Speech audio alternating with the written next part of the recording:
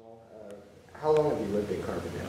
I have lived in Carbondale for about almost 5 years now. I started out here going to SIU. I went here for all 4 years of my undergrad, and now I'm a first-year master's student and graduate dean's fellow in the Communication Studies department, Okay.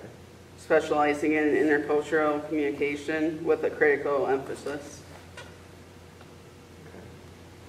Okay. So tell us about what living in Carbondale's been like for you. Living in Carbondale, for me, has been one of the greatest experiences of my life. And I don't want to say that in an idealistic type of way. There has been many challenges with accessibility in terms of physical accessibility, which is why I'm really excited they're having this TV show. But the biggest thing that sticks out to me about Carbondale is the attitudes that faculty have and that students have towards disability. I've had professors that inspired me to pursue my graduate degree who I never would have been here without. I've also had many friends that I've gained through my classes. But the city itself is inaccessible, especially even around SIU, in terms of a lot of the buildings are inaccessible in how they're built. The classrooms aren't built to accommodate scooters and wheelchairs. Can you give some more examples of things in the city and also in the city that Sure. are inaccessible Sure. places? For instance, it's fixed now, but the library just got automated doors put in Morris Library. And that was a big development because that was something throughout my time at SIU that I had struggled with daily, was getting through those doors. I was really happy when I saw those automated doors put in. I'm not sure who really was behind that, but trying to think of other examples.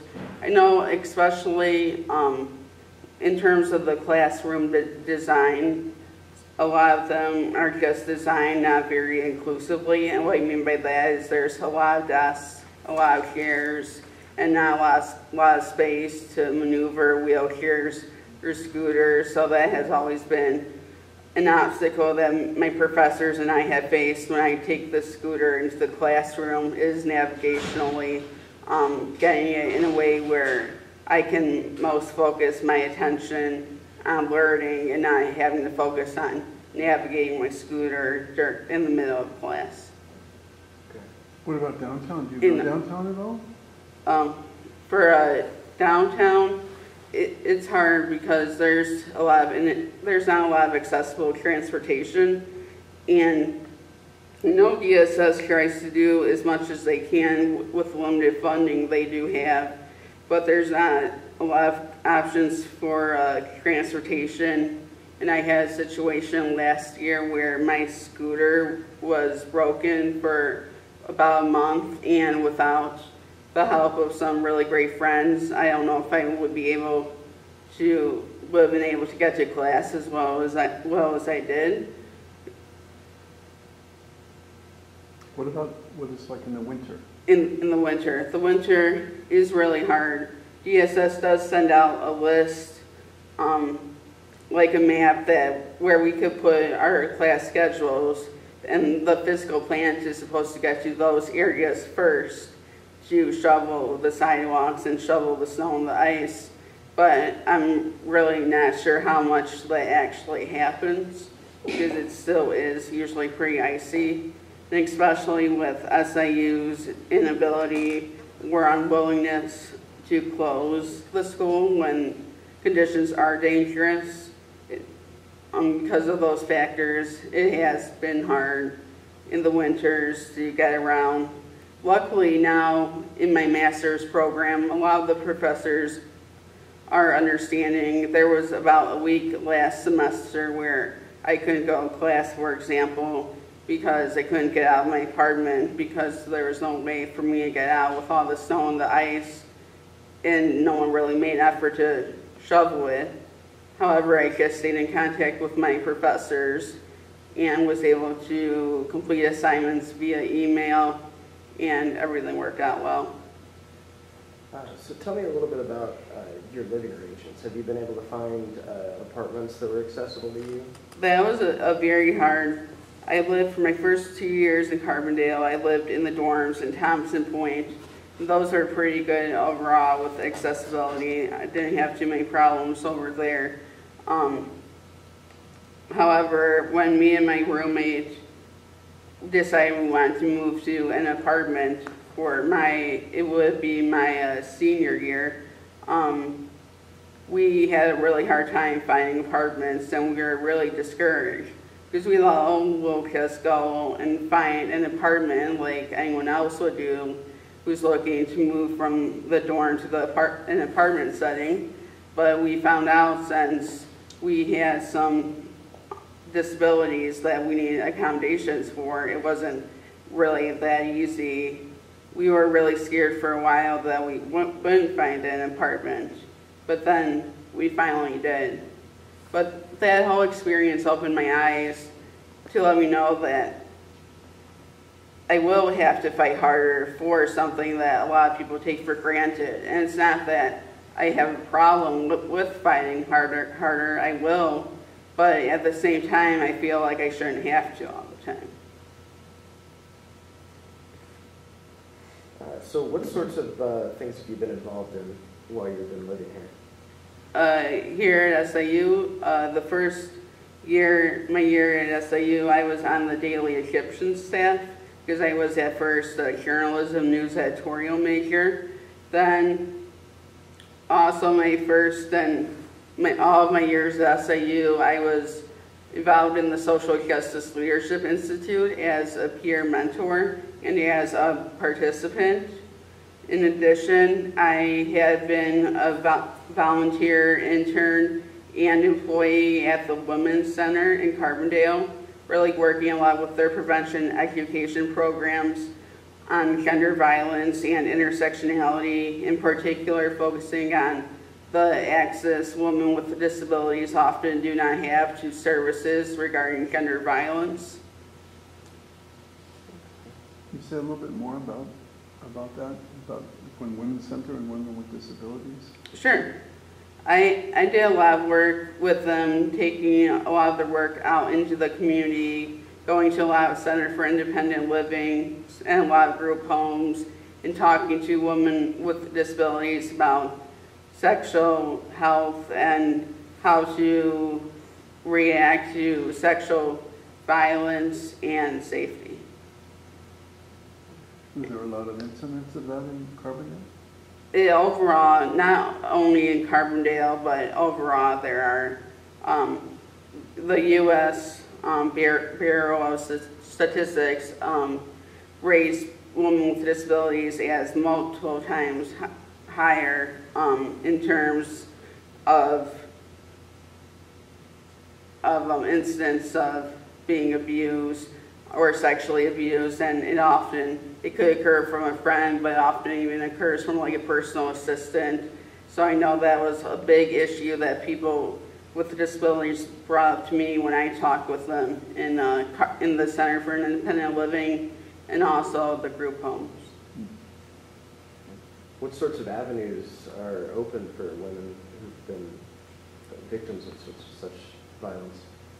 It's hard. There's actually a coalition from the Illinois Center for Sexual Assault, and I went to a conference with the Women's Center a couple of summers ago that was focusing on experiences of women with disabilities who are survivors of sexual assault and giving them an avenue to express their pain and express their experiences and to heal, because while I support all sexual assault services, a lot of them aren't physically accessible to people with a wide range of disabilities.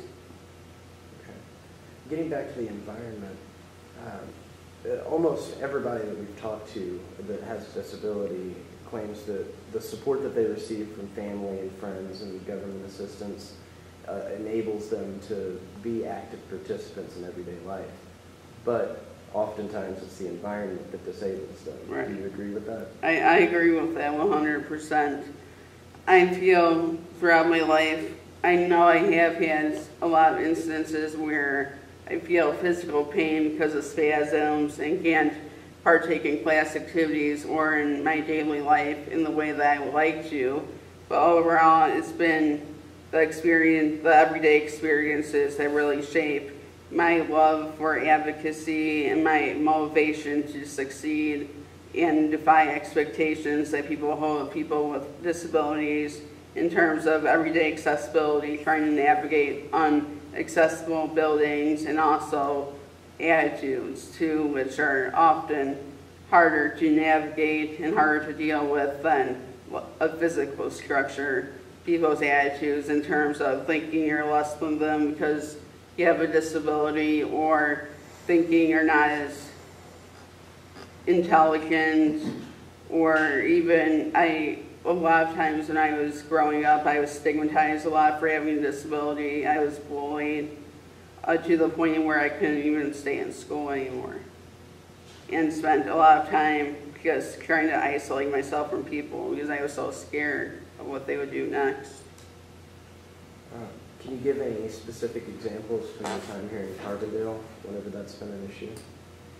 In terms of accessibility or People's attitudes.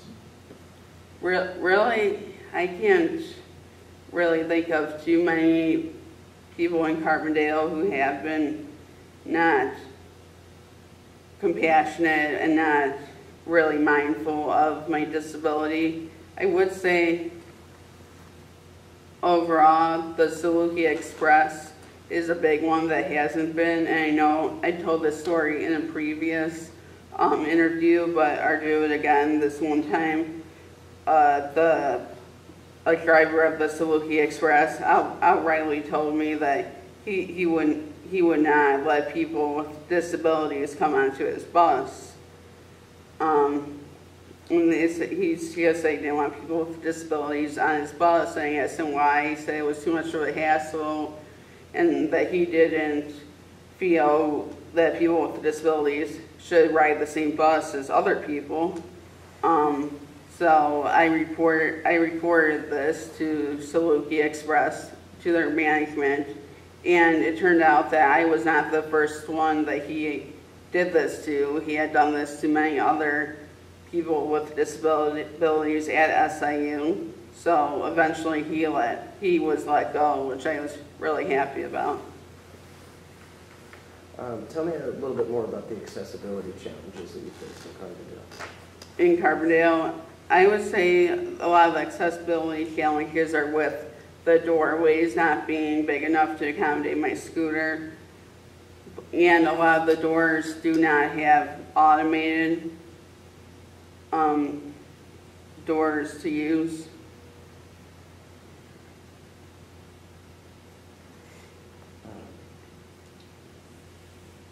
What sorts of things could be done to make the environment a little bit more accessible in Carbondale, not just with the physical characteristics, but with the attitude? I was going to say another thing with the physical characteristics too. I know this is not really a campus thing, but more of a living situation. I've had a lot of experiences in my apartment where even today my scooter doesn't charge because the plugs are so flimsy, and I've asked them many times to try to fix it because it's really necessary for me that my scooter will be able to charge on a nightly basis, but they've never fixed it. So that's another thing that might be kind of minor to them, but when you rely on electricity and technology every day to really survive, it's a different story. So in terms of electricity, first, are you living in a complex that has a large number of accessible rooms, or just a small number? I guess a small number. Okay. Have you ever lost power in your apartment? We have. Is there a generator in the building or somewhere? I mean, if power was out, say during the derecho, which I think happened before you arrived on campus. Yeah. So power was out for 5 days then, what would you do in that situation. In a situation where power's out for a number of days? I probably wouldn't be able, at some point, because this wouldn't be able to charge, I wouldn't be able to use the scooter. I do have a backup scooter that I could use inside my apartment, so that would be fine. It would just be in terms of getting around to classes would be difficult because I wouldn't have this. But I would have a manual wheelchair or a walker that I could use to get around my apartment. Would you need some sort of assistance to help you once the battery goes out in the back of it? And once it goes out, yes. What usually happens, for example, yesterday and this morning I was stuck for a few hours at least because the battery ran out, so I needed someone to push it, to manually push my scooter. And do they have services available if you don't have anybody else that's available to help you out? It depends. I feel like DSS has had to cut a lot of those services because of funding issues. But I feel like when I first came to Carbondale, they were a little bit more active in terms of having services for wheelchairs that would break down and scooters. But I know now they just don't really have the means to do that. This is SIU that you're talking about? This is SIU. So you have service from the company in Carterville? Yes. New motion. Getting into activism, do you think persons with disabilities could more actively be involved in advancing and advocating for their own interests? Yes, I do. I also think people with disabilities have to be more cognizant of really going out there and taking risks. What I mean by that is in terms of forming allies. Because I feel a lot of times, I was talking to some of my colleagues with disabilities too after the show we did in past November, and one of the issues that he brought up, which I thought was really kind of stuck with me, I thought was really prevalent to what my issues are. He said that he feels like every time people do this type of advocacy work on SIU's campus or within Carbondale, that's always the same couple of people doing the work. And that, I think, is a real problem in terms of, we know we have a lot of people with disabilities here, yet there's only a few of us fighting for our rights that we know of on a regular basis. But that is also a really complex problem because I know not everyone with a disability identifies as having a very strong activist role, and they shouldn't have to. Just because they have a disability, they don't have to be an activist. It's a choice that you make. Okay. What sorts of activism have you done in this regard? For me, I try to do more of the everyday activism, just talking about my experiences with having a disability and bringing that into the classroom, seeing how my lived experiences can advance pedagogy in the classroom in terms of teaching. And my goal one day is to be a professor, and I know my lived experiences will definitely influence my teaching, and I want them to. And I'm excited to see how that will look eventually. Tell us a little bit more about the everyday activism that people can take part in. I would say, in terms of everyday activism, if you see someone with a disability, going out of your way not to talk down to them or talk to them. I really don't like when I get kind of like this fake smile type thing, but just going out of your way to get to know people and to talk to people. And also, if you're a professor and you have a student with a disability in your class, being really mindful of space and how they might have different needs around how much space they need.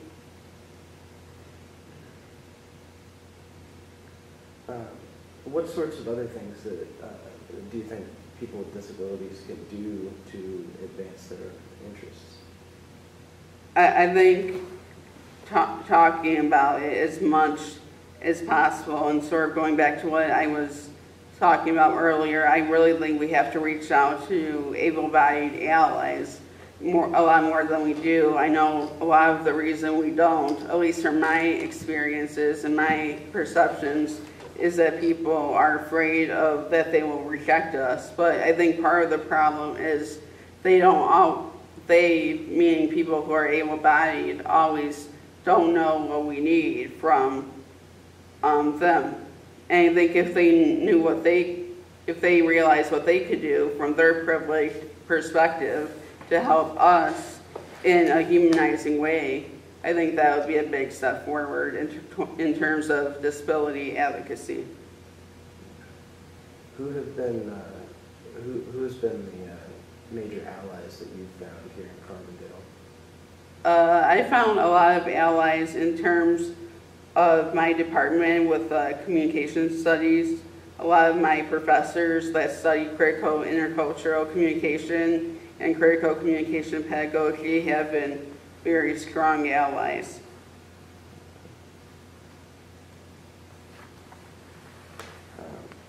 So tell us about your interest in advancing disability culture. In advancing it in the classroom or just in general? In general.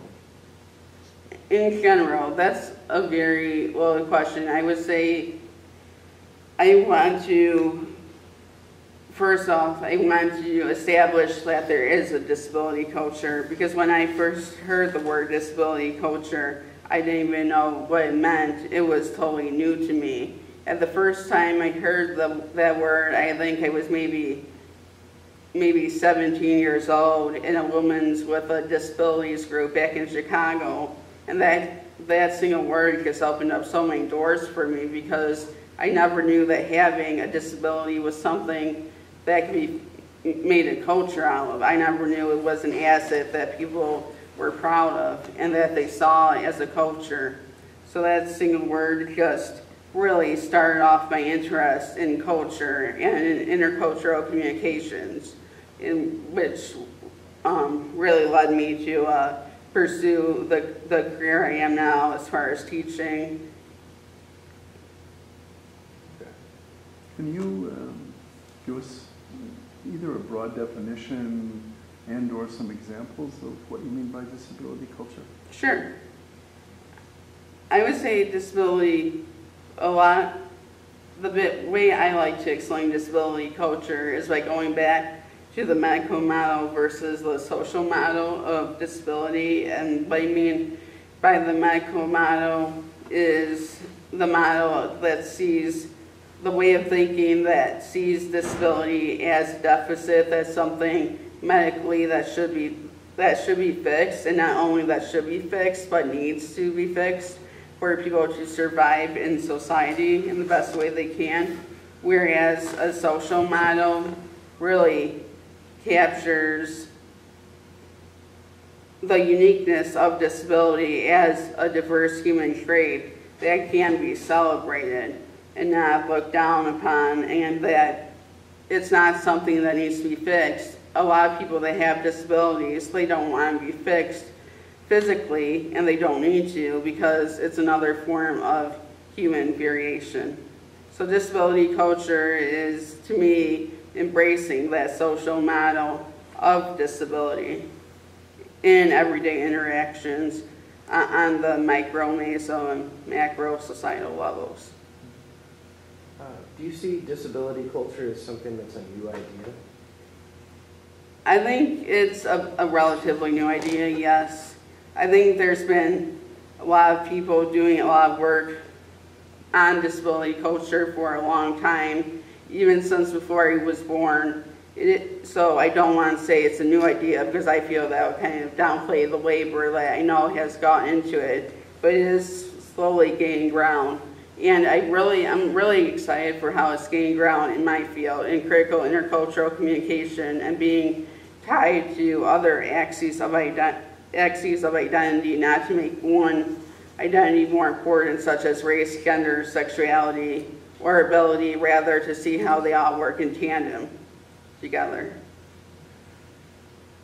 Why do you think that the idea of disability culture hasn't developed fully until now? I think the biggest reason is because there's many reasons, but it comes down to there still being a lot of stigma of people with disabilities, as because the way a lot of people with disabilities talk or walk, that they're not full functioning members of society. There's a lot of misconceptions about people with disabilities. For a good example, I really try to center my body as a source of knowledge. This past Wednesday, when I was invited to teach a class for the first time on campus, when I went in the classroom for the first time, ready to teach them, I could see just the amount of surprise in the students' face, not in a mean way, just, you know, they were surprised to have a teacher up there in power who had this scooter as part of her body. So I really just tried to address that at the beginning and said, I'm sure, you know, this felt a little uncomfortable for you, and I asked them how it felt, and they didn't really say too much, but they kind of nodded their heads, so I knew they were listening.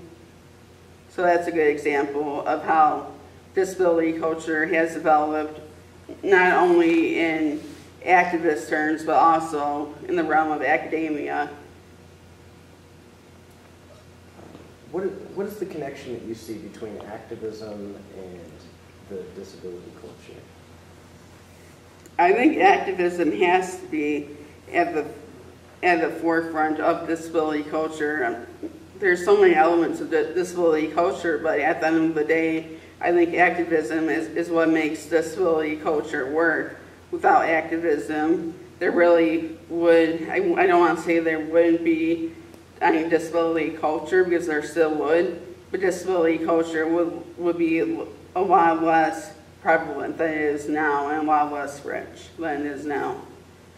Because activism is the ways that we develop our culture and that we extend our culture. Yes, it is useful if we develop a culture among ourselves, but I know as far as I'm concerned, and a lot of my other friends with disabilities, it's not about just extending our cultural ideals to us. It's about extending it to the larger communities. They have able-bodied people living in them. Do you have anything else? Do you have some role models or some people, leaders that you think that represent disability culture beyond Carbondale, more generally? How did you learn about them? Leaders, like? I don't know, are there, you know, would you say there's a disability movement? For example, when we asked the state representative of the Centers for Independent Living about examples of activism, she went all the way back to what led up to the ADA. Oh, right. That's left about a 20-year gap. Right. So I'm interested in if you can give us some examples of some artists or groups of people that have been working that would be exemplars, activists that you know about. I know that the ADA just went through a reform. Right, they did. So how did that happen? Right. There's been a lot of groups in Chicago. Access Living is a big group in Chicago comprised of a bunch of advocacy organizations that really are at the forefront of disability rights and of navigating disability rights on an everyday basis, in terms of going to the Senate and going to those meetings and protesting and talking to senators and making our voices heard. And do you think that their issues are broader than accessibility issues? Are there things that they're looking for that we haven't heard much about in terms of a national agenda? I think what really has to happen, and this is what focus is in on my work too, what really has to happen for disability culture to become more prevalent to the wider society, we really have to start making those explicit connections between disability oppression and other forms of oppression, such as sexism and racism. Not to say that one's more important than the other, rather to understand how they work in tandem. And also, I think if we do make those connections, that we can form relationships across those communities and form together to fight for each other. Is there anything else you'd like to share with people who may not have had an opportunity to hear about disability culture or about activism or just about life in Carbondale? Something else you'd like to share with us? I think for me, life in Carbondale has just opened so many doors for me. When I first came here when I was 18 years old, I thought I was going to major in journalism and not really do anything related to disability, and in fact I really didn't want to. I wanted to separate my body from my scholarship as much as possible. But then I met some really great people through the Women's Center and through the Communication Studies Department that really enlivened a passion for me that I didn't know was there. It made me realize that we can't and we shouldn't divorce our bodies from scholarship.